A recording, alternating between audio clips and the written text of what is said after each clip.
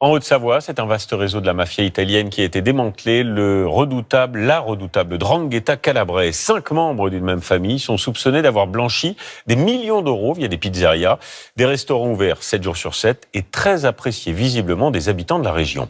Sur place, on retrouve nos correspondants Denis Sébastien avec Nathalie Pérez et Mathias Somme. Les rideaux sont définitivement baissés. Depuis l'intervention de la gendarmerie avec l'appui d'Interpol, dans le cadre d'une enquête sur du blanchiment d'argent en lien avec la mafia calabraise. La perquisition il y a 2 mois de ce restaurant de bord de route a beaucoup étonné les habitants de la petite commune de Saint-Trier. C'est assez surprenant. On ne pense pas que dans un petit village comme celui-ci, il pourrait y avoir des histoires de la sorte. Parce que quand même, c'est plutôt gros comme affaire. On ne voyait pas ça parce qu'on venait, c'était pour manger un bout et puis c'est tout. Les gérants, d'origine italienne, sont notamment soupçonnés d'avoir utilisé comme mule bancaire leur personnel. Ils l'auraient rémunéré en liquide pour blanchir l'argent.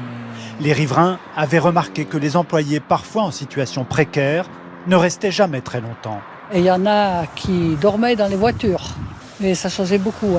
2 mois, 3 mois après, ce n'était jamais les mêmes. Ils étaient français, italiens ? Non, italiens. Même pour servir et tout, ça parlait très très peu le français. À quelques kilomètres, à Saint-Julien, en Genevois, une deuxième pizzeria tenue par la même famille a également été fermée. Ici aussi, les habitants avaient noté un renouvellement fréquent du personnel. Les gens, en tout cas, étaient très gentils, ceux qui y travaillaient.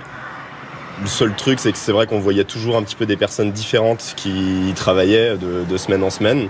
Ici, la pizzeria n'est qu'à quelques mètres de la frontière.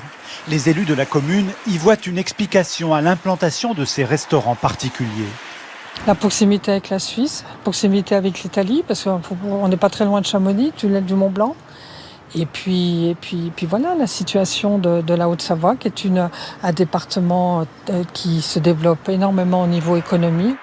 5 membres de la même famille ont été interpellés lors de l'opération de mai dernier.